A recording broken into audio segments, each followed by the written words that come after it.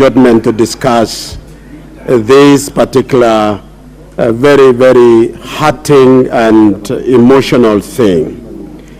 As I contribute, Madam Speaker, I wish to state as follows. Having listened to commentators in the country over television and listening to my colleagues in this House, this is a state of what the psychologists would call it psychopathy. It has nothing to do with religion. Religion is an excuse. There is no religion that teaches to murder people in this kind of order. Scientists have said that a person affected by chronic mental disorder with abnormal, violent, and social behavior. This is a mental issue which has affected leaders over in history, Madam Speaker, both in politics and in religion. I wish to mention a few as we look at this matter today. That a case of Jim Jones in the United States of America on the 18th November 1978. He was a very intelligent man in 1940s, but in 1978 something developed and he murdered 900 people in the name of religion, including one of them was a congressman who had visited them. America did not institute a legislation or a legislative process to contain this. It was discovered as a mental issue.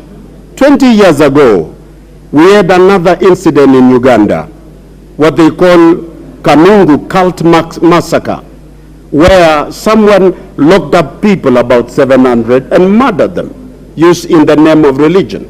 This is a psychological issue that if we rush to regulate the space, soon we will over-regulate our space. It is also said of Hitler, who murdered 6 million Jews, that he had a mental disorder. And that is why I wish to say there are instruments of law available in the country to manage such menace. It takes only responsibility of every individual entrusted with the protection of the society to make sure that they detect this. In the case of Mackenzie, it was not noticed yesterday. It has been there over 5 years ago, and it has been detected, but people took it for granted. It is an appeal that all who are in church, whether in the church system, they should be able to notice whether their ministers are in good mind and sound. So including our social leadership. So Madam Speaker, I support this. It is a wake-up call for us as a country and instruments of law, both who are implementing to detect such happenings amongst our society and protect our people from mad people. Thank you, Madam Speaker.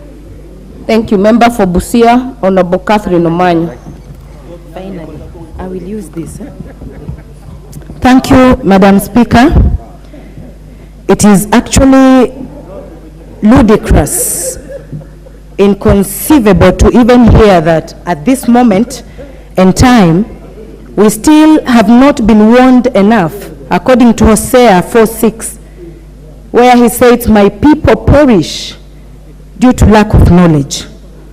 And the Bible also warns us in Matthew 7:15, where we have been told that there will come false prophets. I mourn with the families as a leader because these people lost hope. They might